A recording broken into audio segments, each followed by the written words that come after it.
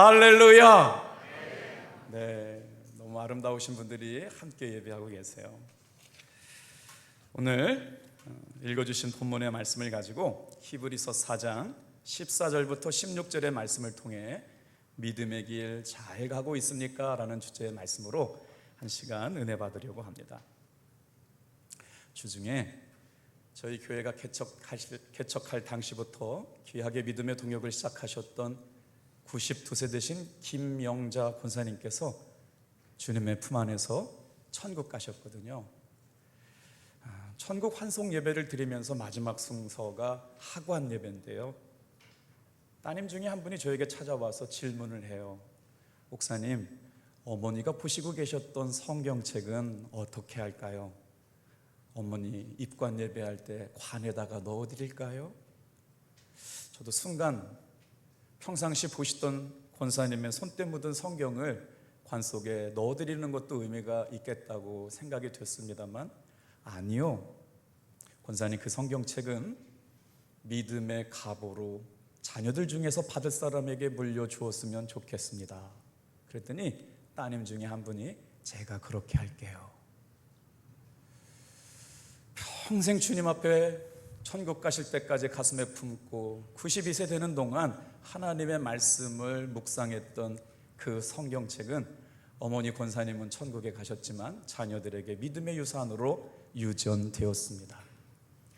오늘 교회학교 어린이들이 엄마 아빠의 손을 잡고 예배를 드리러 나올 때 제가 그 자리에 있었거든요. 아빠가 아들에게 이렇게 말합니다. 승민아, 예배 잘 드려?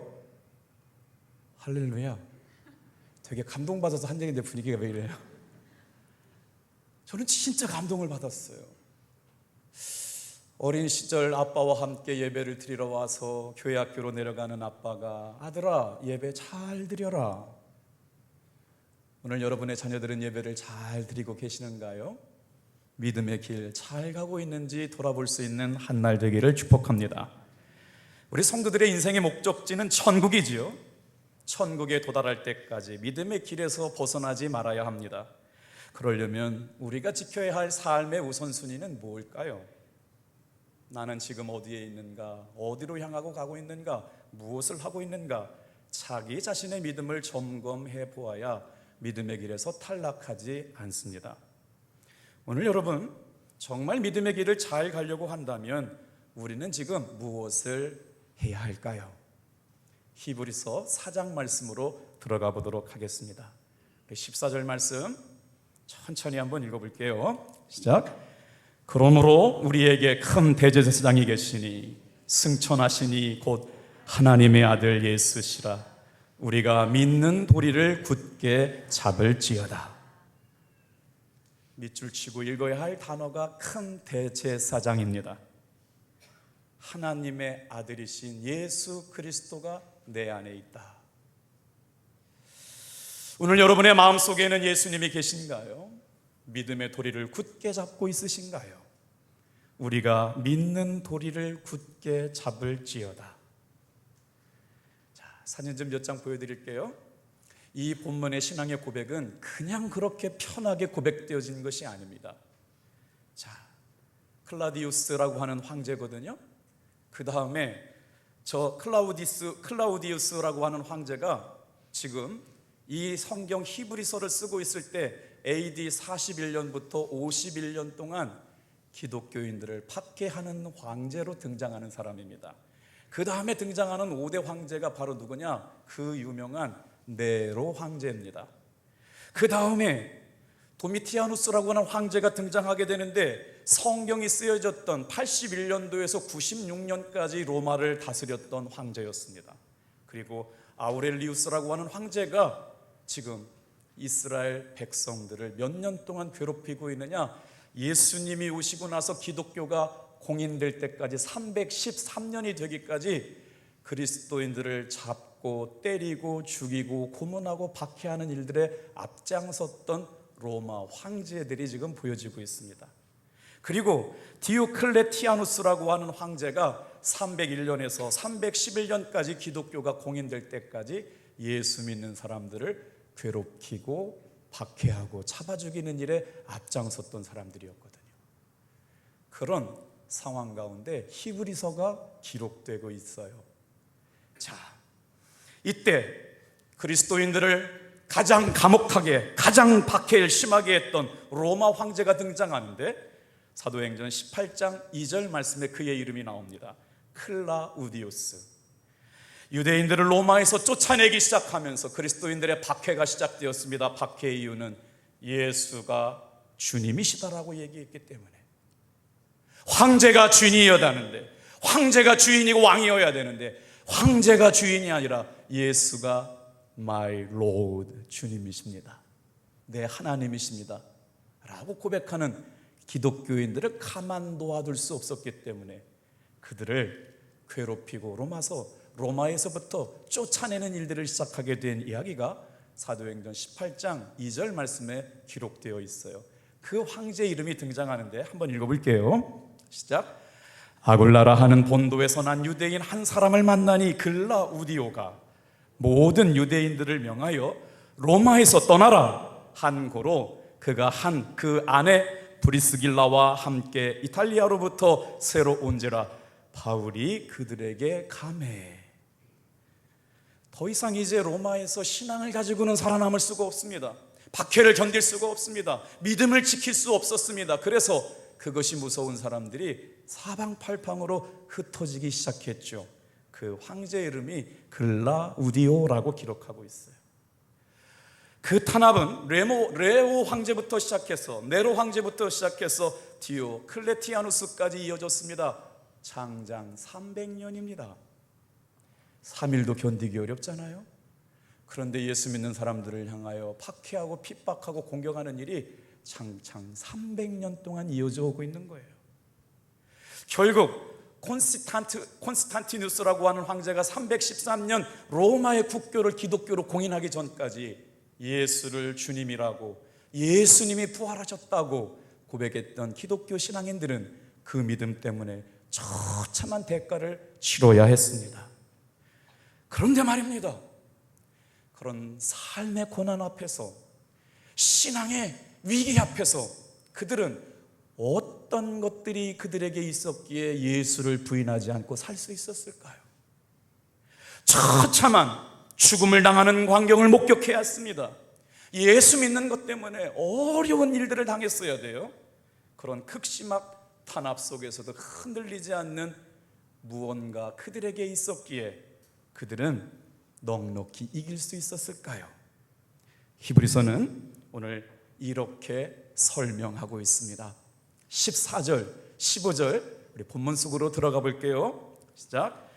그러므로 우리에게 큰 대제사장이 계시니 승천하시니 곧 하나님의 아들 예수시라.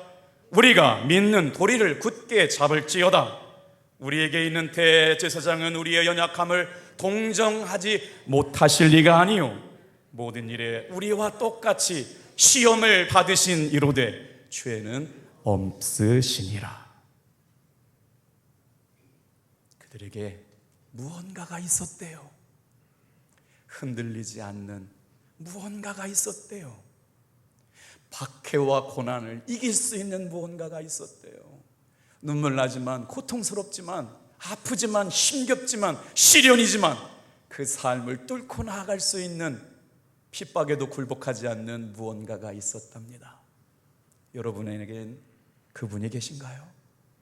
예수 그리스도, 하나님의 아들, 우리 주 예수 그리스도 대제사장이 계시니, 이들이 고백하는 고백 중에 밑줄 치고 쳐야 될 단어가 큰 대제사장이 계시니 그는 하나님의 아들 예수시니라. 그들이 믿는 도리가 있었습니다. 예수가 나의 삶의 큰 대제사장이다. 그는 하나님의 아들 예수시다. 다 같이 한번 따라할까요? 우리가 믿는 도리를 굳게 잡을지어다. 그것을 굳게 잡으면 어떤 일이 일어나는데요? 신앙 생활하면서 예수 붙잡고 살면 우리의 삶에 무슨 일이 일어나는데요? 다시 한번 저와 여러분의 이런 은혜를 기대하면서 15절 말씀을 읽어볼까요? 박해와 핍박 가운데, 고통과 시련 가운데, 죽음의 공포 앞에 떨고 있던 그들이 붙잡았던 그 이름, 15절 저와 여러분의 것 되기를 축복합니다. 시작. 우리에게 대제사장은 우리의 연약함을 동정하지 못하실 리가 아니요 모든 일에 우리와 똑같이 시험을 받으신 이로되 죄는 없으시니라. 우리에게 있는 대제사장 예수. 그들은 금이 없었습니다. 돈이 없었습니다. 권력이 없었습니다. 힘이 없었습니다. 그러나 우리에게 있는 대제사장 예수. 오늘 이 예배 가운데 정말 필요한 게 예수이심을 믿는 분만 크게 아멘 합시다. 할렐루야. 그 예수님이 왜요? 우리의 연약함을 이해하시기 때문에, 나의 아픔을 알고 계시기 때문에, 외면하지 않으시기 때문에, 오늘도 낙심하고 절망하고 이제 예수 믿어봐야 소용없네, 하나님이 나에게 이것밖에 해줄 게 없냐라고 낙심하고 절망하는 사람들의 그 길에 끼어들어서 눈이 밝아질 때까지 말씀으로 위로하시고 같이 길 걸어가 주시겠다고 찾아오신 예수. 오늘 15절 말씀에 보면 여기에 대제사장이 우리의 연약함을 동정하지 못하실 리가 아니요 라고 하는 단어가, 동정하다 그러면 별로 이렇게 긍정적인 뉘앙스가 없습니다. 다시 설명해 보면 예수님은 우리의 연약함을 이해하시는 분입니다. 예수님은 나의 연약함을 공감하시는 분입니다. 그 말이 더 어렵더라면 영어 성경으로 읽어볼까요? 이 공감은 언더스탠드입니다. 예수님은 나의 삶의 형편을 이해하고 계신 분입니다. 나에게는 그분이 있다는 거예요. 박해와 핍박과 사자밥이 되고 죽을 수밖에 없는 고통이 점철되는 그들에게 변함이 없는 견디어낼 수 있는 힘의 근원이 있었는데 그분은 예수.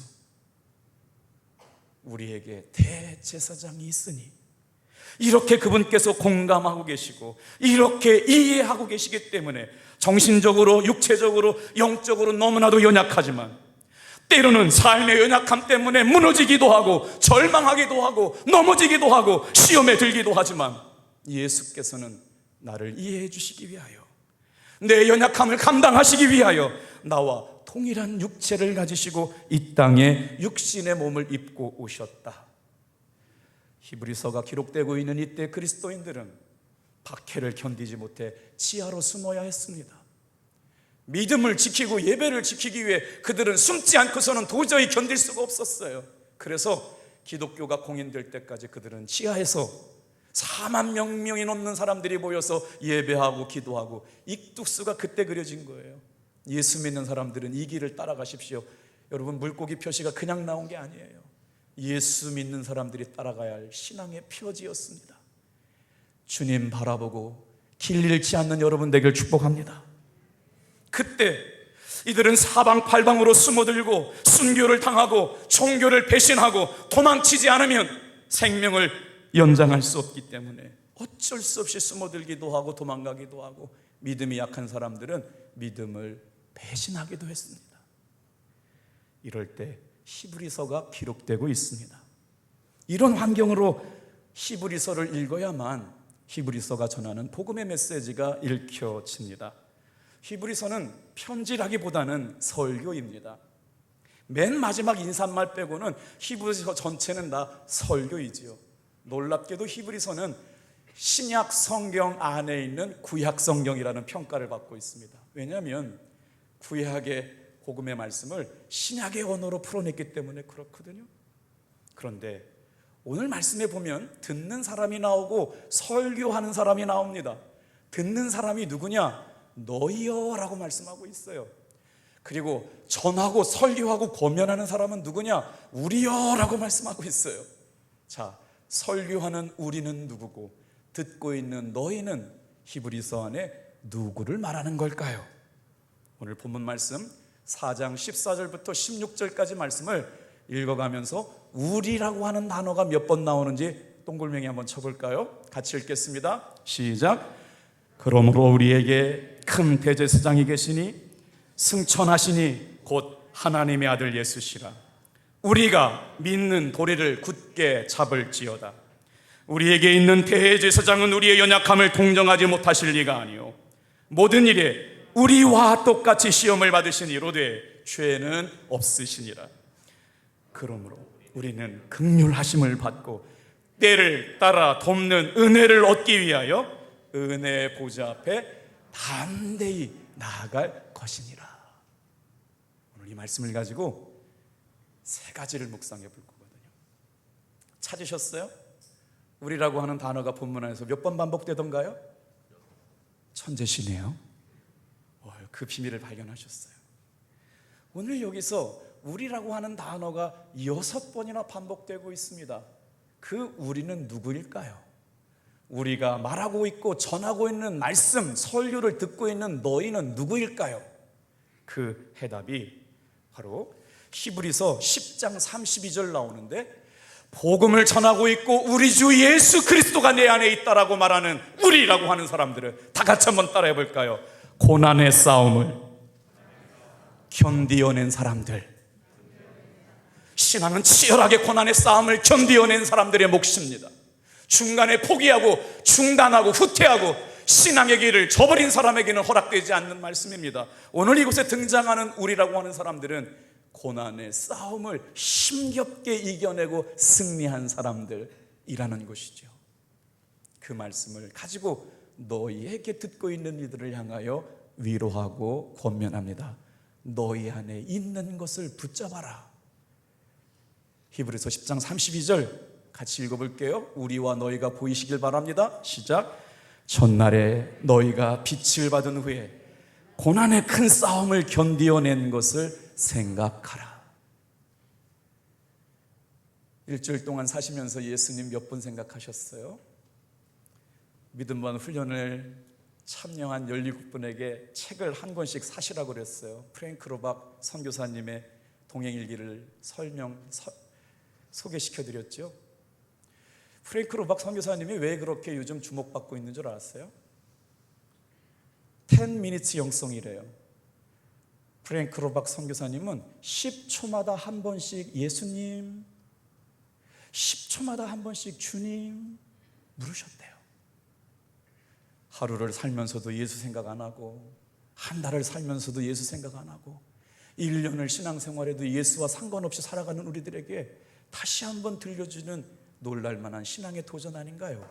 10초마다 한 번씩, 1분마다 한 번씩, 10분마다 한 번씩 예수님을 생각하며 살아갔던 믿음의 사람. 그래서 히브리서에 등장하는 너희는 다 같이 고난을 이겨낸 사람들 이야기입니다. 우리도 마찬가지예요. 오늘 히브리서에 등장하는 우리와 너희는 큰 고난의 싸움을 견디어낸 사람들이 예수님을 생각하며 써내려간 이야기. 결국 너희는 박해와 핍박 가운데 아직까지 그리스도인의 삶을 살기 위해 로마에 남아있는 그리스도인들을 말하는 거고요. 우리는 어쩔 수 없이 로마에서 쫓겨나 사방으로 흩어져 있는 그리스도인들이 로마에 남겨두고 왔던 그리스도인들을 향하여 위로하고 권면하고 있는 편지가 바로 히브리서입니다. 자, 여기서 주목해보고 싶은 단어가 있어요. 이제 박해와 핍박 때문에 더 이상 로마에 살지 못하고 사방팔방으로 흩어졌던 그들이 로마에서 신앙생활하고 있는 그리스도인들에게 뭐라고 위로해 주었을까요? 궁금해하지 않으세요? 저도 궁금했어요. 본문 속으로 좀 들어가 볼까요? 히브리서 안에 너희는 이라고 하는 사람들은 예수 믿는 것 때문에 고난받는 사람들입니다. 예수 믿는 것 때문에 목숨 건 사람들입니다. 예수 때문에 패가 망신한 사람들입니다. 고통과 죽음의 공포가 매 순간 그들을 넘어뜨리게 만들어서 정상적인 삶이 불가능해지자 그들은 신앙을 위하여 지하 카타콤으로 숨어서 300년 동안이나 신앙을 이어왔던 사람들입니다. 핍박을 견디고 큰 고난의 싸움을 견디어내는 사람들에게 그들은 뭐라고 위로해 줬을까요? 삶의 고난은 당신의 어깨 위에 짊어져 있지만 예수를 붙잡고 예수를 믿음으로 더 큰 은혜의 자리로 나아갈 수 있기에 너는 이것을 붙잡으라고 권면하고 있습니다. 히브리서 12장 2절부터 4절 나에게 주시는 말씀으로 큰 목소리로 한번 읽어볼까요? 시작. 믿음의 주요 또 온전하게 하시는 이 예수를 바라보자. 그는 그 앞에 있는 기쁨을 위하여 십자가를 참으사 부끄러움을 개의치 아니하시더니 하나님 보좌 우편에 앉으셨느니라. 너희가 피곤하여 낙심하지 않기 위하여 죄인들이 이같이 자기에게 거역한 일을 참으신 이를 생각하라. 너희가 죄와 싸우되 아직 피 흘리기까지는 대항하지 아니하고. 예수를 생각하고 예수를 묵상하고 예수를 붙잡고 살아가는 너희여, 너희에게 대제사장이신 예수가 계심을 생각해라. 여러분, 삶의 시련을 겪고 계신가요? 시련은 억울하게 빼앗기는 겁니다. 억울하게 당하고 피해보는 겁니다. 시련은 억울하게 당하고 피해봐서 피 흘리는 겁니다. 힘이 없어서, 능력이 없어서, 배경이 없어서 당할 수밖에 없는 일이 시련입니다. 그렇게 오늘 본문에 등장하는 히브리 그리스도인들, 우리와 너희는 세상의 권력 앞에서 고난 가운데 어려움을 당하고 있지요. 그들은 신앙을 지키기 위해 버티면 죽어야 했습니다. 그렇다고 참고 견디고 살자니 삶은 고통입니다. 그런데 그들은 무엇가 있었기에 끝까지 포기하지 않았을까요? 오늘 말씀해 보면 피곤한 일이 있습니다. 낙심할 일이 있습니다. 그런데도 불구하고 십자가를 참으신 예수를 생각하면서 그들은 이기고 있습니다. 끝까지 포기하지 않고 믿음의 길을 가게 했던 것이 무엇일까? 오늘 저와 여러분들에게도 보여지기를 소망합니다. 14절 다시 한번 읽어볼까요? 시작. 그러므로 우리에게 큰 대제사장이 계시니 승천하시니 곧 하나님의 아들 예수시라. 우리가 믿는 도리를 굳게 잡을지어다. 히브리 사람들은 왜 예수님을 큰 대제사장이라고 표현했을까요? 그 당시는 앞에서 보여드렸던 황제들이 다스리고 있었어요. 이들이 전쟁에 나아가서 승전가를 부르고 월계관을 쓰고 돌아오면 어떻게 했어요? 그 힘 가지고 백성들을 억압하고 폭력으로 다른 민족들을 밟았죠. 그런데 예수님께서 오시는 그때가 되면 예수님이 영원한 대제사장이 돼서 세상 왕들을 깨뜨리시고 결박하시겠다는 히브리적 생각들이 예수 믿는 사람들에게 있었어요. 이 이야기는 시편 110편에 나옵니다. 조금 길지만 우리 한번 이 말씀을 밑줄 쳐가면서 영원한 대제사장, 이 구약의 말씀이 어떻게 히브리서에 연결되었는지, 그 영원한 대제사장이라고 하는 언어가 시편 110편에 나와요. 같이 읽어볼게요. 시작. 여호와께서 시온에서부터 주의 권능의 규를 보내시리니 주의 권능의 날에 주의 백성이 거룩한 옷을 입고 즐거이 헌신하니 새벽 이슬 같은 주의 청년들이 주께 나오는도다. 여호와는 명세하사 맹세하고 변하지 아니하시리라. 이르시기를 너희는 멜기세덱의 서열을 따라 영원한 제사장이라 하셨도다. 주의 오른쪽에 계신 주께서 그의 노하시는 날에 왕들을 쳐서 깨뜨리실 것이니라. 히브리 사람들에게는 영원한 대제사장이 세상 왕들을 깨뜨리고 오실 것이라고 하는 믿음이 있었기에 그분이 누구냐? 예수 그리스도. 본문을 가지고 달려오다 보니까 여러분 잘 듣고 계시는데요, 목회사회학 연구소에서 최근에 연구 결과를 저한테 매주마다 보고 오는데요, 제목 칼럼이 이거예요. 교회 그 많던 교회 오빠들 다 어디로 갔을까? 제목이 이래요. 코로나를 지내면서요, 교회의 청년부가 사라졌대요. 그런데 누가 더 많이 사라졌느냐? 언니들보다 오빠가 많이 사라졌대요.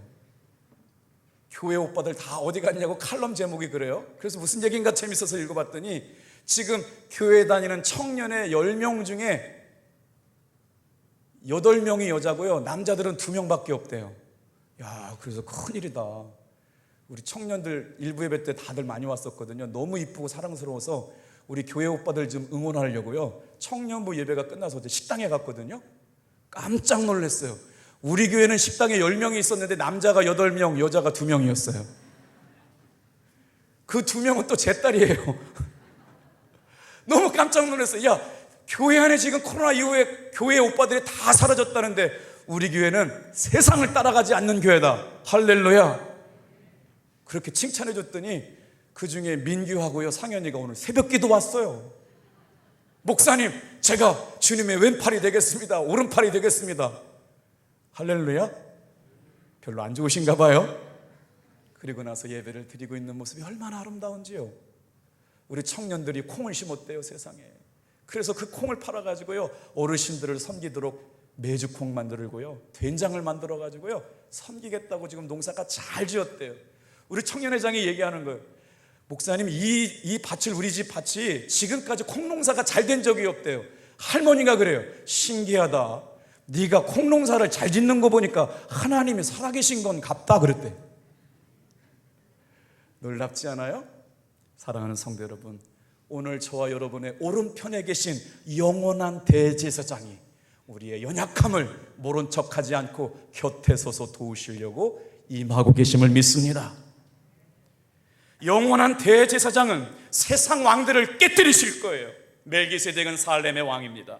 지극히 높으신 하나님의 제사장이에요. 그런데 멜기세덱이라고 하는 사람은 족보가 없습니다. 왜, 어디서부터 왔는지 몰라요. 그러나 살렘의 왕이자 지극히 높으신 하나님의 제사장이라고만 설명되어 있어요. 예수님은 멜기세덱의 반차 서열을 따라오신 영원한 제사장이라는 거예요. 제사장은 중보자입니다. 합동교회 다니시는 성도 여러분, 여러분은 왕같은 제사장의 사명이 있는 줄로 믿으시길 바랍니다. 그래서 어떻게 해야 돼요? 하나님의 뜻을 알면서, 사람들이 얼마나 연약한지를 알고 부족한지를 알면서 하나님 앞에 서야 될 사람들을 위하여 끊임없이 기도하는 겁니다. 부족한 걸 알기 때문에, 혼자서는 이기지 못했기 때문에 오늘 저와 여러분을 왕같은 제사장으로 불러주신 줄로 믿습니다. 그래서 주목해서 보아야 할 단어가 대제사장이에요. 성도들이 그렇게 두려워하지 않고 끝까지 박해를 견디어낼 수 있는 힘은 연약한 우리를 위하여 변론해 주시는 대제사장이신 예수께서 우리를 위하여 보호해 주시고 중보기도 해주시고 하나님 앞에서 우리를 보호해 주신 줄로 믿습니다. 그렇기에 히브리 공동체 사람들이 이렇게 약속했다는 거예요. 다 같이 한번 따라합시다. 두 번째, 믿음의 도리를 굳게 잡아야 합니다. 예수님은 나의 연약함을 모른 척하지 않고 이해하시고 공감하실 뿐만 아니라 그런 은혜를 받았다면, 믿었다면 굳게 붙잡아야 합니다. 어떻게 하면 믿음의 도리를 굳게 잡고 살아갈 수 있을까요? 삶은 광풍처럼 우리를 넘어뜨리게 만듭니다. 시련의 광화는 시도 때도 없이 우리에게 찾아옵니다. 그런데 오늘 히브리 사람들은 어디에 초점이 맞춰 있느냐? 우리가 너희에게 주는 권면의 말씀에 초점 맞춰져 있습니다. 14절 다시 한번 읽으면 맛이 달라질 것 같아요. 시작. 그러므로 우리에게 큰 대제사장이 계시니 승천하시니 곧 하나님의 아들 예수시라. 우리가 믿는 도리를 굳게 잡을지어다. 여기서 믿는 도리 동그라미 쳐보세요. 믿다, 믿음의 도리가 있다. 호모로기야. 그런데 이것은 혼자 믿는 게 아닙니다. 혼자만의 신앙 고백이 아니라 여러 사람이 같이 같은 장소에서 동시에 함께 똑같은 믿음으로 말하는 믿음의 고백, 신앙 고백. 예수님이 왕이십니다. 주님만이 나의 힘이시답니다. 삶의 고난을 뚫고 나가는 힘의 능력, 내가 오늘도 포기하지 않고 자살하지 않고 죽지 않고 살아낼 수 있는 은혜. 다 같이 한번 따라할까요? 우리 주 예수 그리스도. 조금만 더 높여서 우리 주 예수 그리스도. 호모로기야. 지금 이 고백이요. 성가대에 계신 분, 반주하시는 선생님, 위에 계신 성도님, 어린이들, 청년들, 어르신들까지 다 같이 한 시대, 한 교회, 한 믿음의 공동체가 고백하는 신앙, 호모로기야. 같은 신앙, 같은 고백, 같은 말. 이것이 그들을 굳건하게 붙잡아 매는 도리가 되었다는 거예요. 다 같이 한번 따라합시다. 옆에 분에게 호모로기야 하세요. 자, 믿음의 도리가 나에게 새겨졌다면 두 번째 따라합시다. 어떻게 해요? 크라테오 합시다. 크라테오는 뭐냐면 손 안에 붙잡는 겁니다. 믿음의 도리가 내 가슴에 새겨졌다면 놓치면 안 되잖아요. 세상이 다 변해도 탑동교회 신앙의 성도들은 진리 안에서 변화되면 안 되잖아요. 변질되면 안 되잖아요. 신앙에서 떨어지면 안 되잖아요. 배교하면 안 되잖아요. 예수를 모른다고 도망가면 안 되잖아요. 코로나 때문에 직장에서 예수 모른다고 하지면 안 되잖아요. 진짜 예수 믿는 사람 되어야 되지 않겠어요? 그래서 그들이 혼자만의 신앙을 갖고 살아가는 것이 아니라 동일하게 지금 동일한 시간에 같은 마음과 같은 믿음의 고백으로 함께 고백하는 신앙, 예수 그리스도, 호모로기야, 그 진리가 내 안에 있다면 굳게 잡아라. 크라테오예요. 굳게 잡는 건 뭐냐면 손아귀에 쥐다는 거예요. 여러분, 예수를 여러분의 믿음의 고백으로 붙드시길 바랍니다. 이게 이기는 힘이에요. 굳게 잡으려면 어떻게 돼요? 손아귀에 꽉 잡아야 놓치지 않습니다. 아무리 힘들어도 핍박이 와도 죽음의 공포가 몰려와도 손아귀에 여러분 믿음의 돌이 붙잡고 나가시길 바랍니다. 예수, 호모로기야, 크라테오. 박해를 이겨낸 히브리 사람들의 신앙 고백, 우리 주 예수 그리스도로. 오늘 마지막 말씀, 믿음의 도리를 마음에 새기고 손에 굳게 잡았으면 어떻게 하란 말입니까? 믿음의 길을 끝까지 승리하려면 어떻게 해야 된다고요? 세 번째 말씀 읽고 마칠까요? 같이 가겠어요? 시작. 은혜의 보좌 앞으로 나가야 합니다. 사람의 길이 끝나는 곳에 하나님의 역사가 시작됩니다. 믿음의 도리를 굳게 잡고 흔들리지 않고 끝까지 승리하려면 다 같이 한번 따라해 주시겠어요? 때를 따라 도우시는 은혜를 얻기 위하여 은혜 보좌 앞에 나가야 합니다. 16절 말씀 힘있게 읽어봅시다. 그러므로 우리는 긍휼하심을 받고 때를 따라 돕는 은혜를 얻기 위하여 믿음의 보좌 앞에 담대히 나아갈 것입니다. 예배 시간 그냥 교회 오지 말고 붙잡아야 될 것을 가슴에 생기고 손에 놓치지 않고 꽉 잡고 믿음의 도리가 새겨진 사람들은 은혜를 얻기 위하여, 그냥 얻는 은혜가 아니에요. 때를 따라 도우시는 은혜를 얻기 위하여 은혜 보좌 앞으로 예배 시간마다 기도 시간마다 올라오시기를 주님의 이름으로 축복합니다. 이게 바로 신앙의 리스타트예요. 여러분, 예수 믿은 사람들의 이야기는 여기서 끝이지 않습니다. 감리교 신학대학교 한국 감리교 교회사를 연구했던 이덕주 교수가 우리 감리교인들이 예수를 믿었을 때 개최 교회에서 어떤 일이 일어나는지 놀랍게도 선교 보고서를 보냈어요. 1907년 The Korean Missional Field라고 해서 한국 선교지 현황 보고서를 쓴 게 있거든요. 그 하디 선교사가 기록해 놓으면서 초창기에 한국 사람들이 예수 믿을 때 일어났던 일들 중에 시간상 두 가지만 말씀을 드릴게요. 경기도 벽제 출신의 윤승근이라고 하는 사람이 예수 믿기 전엔 깡패였습니다. 동네에서 소문난 깡패인데 이 사람이 예수를 믿고 나서 강원도에 복음을 전하기를 갑니다. 거점을 만들어가지고 강원도 선교를 자원해가지고 김화 새술막이라고 하는 학사리에서 전도를 하기 시작하는데, 그가 전도하는 전도자가 된 것은 1903년 하디 선교사로부터 시작된 회개 부흥 운동이었거든요. 예수님을 만나고 죄인, 불량자, 깡패가 변화되었어요. 그리고 나서 어떻게 기도하느냐? 예수 만나고 변화되니까 이런 기도했대요. 하나님이여, 과거에 지은 모든 죄를 기억나게 하사 해를 입은 사람들에게 용서를 구하게 하옵소서. 예수 믿고 바뀐 사람들이요, 진짜 예수를 모시고 살아간 사람이요, 자기가 얼마나 죄인이었던 것을 깨닫고 나서 이런 기도를 드렸대요. 과거에 지은 모든 죄가 생각나게 하시고 나 때문에 해를 입은 사람에게 사과하게 하여 주옵소서. 그래가지고요, 기도하는데 하나님께서 20년 전에 지었던 죄가 떠올랐다는 거예요. 선교사 몰래 쓴 $7를 갚으면서 주님, 제가 죄인입니다. 이 돈을 갚습니다.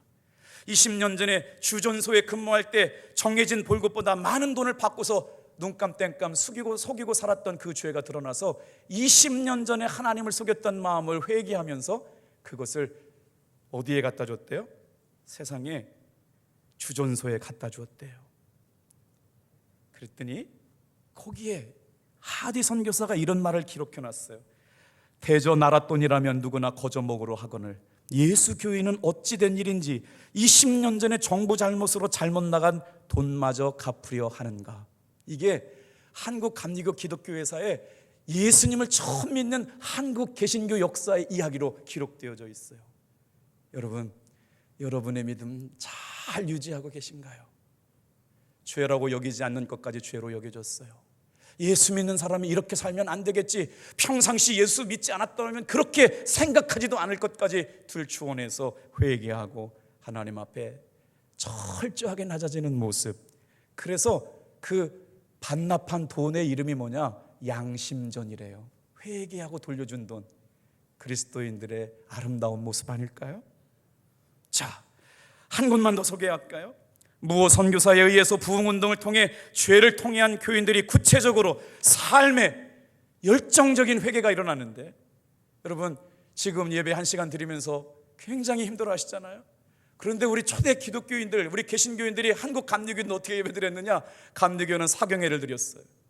매일마다 사경회가 진행이 됐잖아요. 1년에 한 번씩 다 사경회로 모였는데 오전에 1시간 여러분 기도를 합니다. 그리고 오전에 2시간 성경 공부를 해요. 점심 먹고 오후에 모셔가지고 다시 1시간 동안 기도를 해요. 그리고 기도가 끝난 다음에 집집마다 돌아다니면서 예수 믿으라고 전도를 합니다. 그것이 끝난 게 아니에요. 저녁에 모여서 여러분 집회를 다시 하는 거예요. 그러면서 자신들의 삶에 하나님 앞에 죄가 있는지, 결혼에 대해서, 교육에 대해서, 청결에 대해서, 술과 제사의 문제에 대해서 자기들끼리 진지하게 신앙적인 토론을 했다고 기록해 놓고 있어요. 여러분, 예수를 믿지 않았더라면 일어나지 않은 일들이었어요. 그런데 그 중에 경기도에 살고 있었던 김 씨가 농사를 짓는 큰 농부였는데 세상에 예쁜 첩도 데리고 살았대요. 돈도 많았으니까 그때 당시는 죄가 아니었겠죠. 여러분, 이때 당시에 참 놀랍죠. 예수를 믿고 사람들에게 죄의식이 생겨났다는 거예요. 살인, 강간, 절도, 횡령은 보편적인 죄이기 때문에 당연히 나쁜 짓인데, 그때 당시에 축접이나 그러니까 첩을 데리고 사는 문제나 노비를 데리고 사는 거나 제사나 술과 담배는 윤리적인 것이지 죄를 받는 일은 아니었거든요. 그리스도인들에게서는 철두철미하게 죄가 인식되어지기 시작했대요. 그래서 첩을 자유를 주고 서울에 가서 간호사가 되고 풀어 다니게 만들어줬대요. 예수 믿는 사람들의 아름다운 변화. 오늘 저와 여러분에게 믿음의 돌이 되시는 예수를 붙잡고 살아가게 되기를 축복합니다. 오늘 다 같이 한번 따라하고 마칠게요. 믿음의 도리를 굳게 잡아야 합니다. 굳게 잡았다면 놓치지 말아야 합니다. 놓치지 않았다면 은혜의 보좌 앞에 나갑시다. 에베소서 4장 22절 24절 오늘 말씀의 결론입니다. 예수 믿는 사람은 이랬대요. 읽고 마칠게요. 시작. 너희는 유혹의 욕심을 따라 썩어져가는 구습을 따르는 옛사람을 벗어버리고 오직 너희의 심령이 새롭게 되어 하나님을 따라 의와 진리의 거룩함으로 지으심을 받은 새 사람을 입으라. 아멘. 여러분 믿음의 길 잘 가고 계신가요? 새롭게 시작되는 한 달, 영적으로 육적으로 여러분 리스타트 할 수 있기를 축복합니다. 믿음의 새로운 출발선, 오늘 이런 풍성한 은혜가 있어지기를 축복합니다. 기도하겠어요.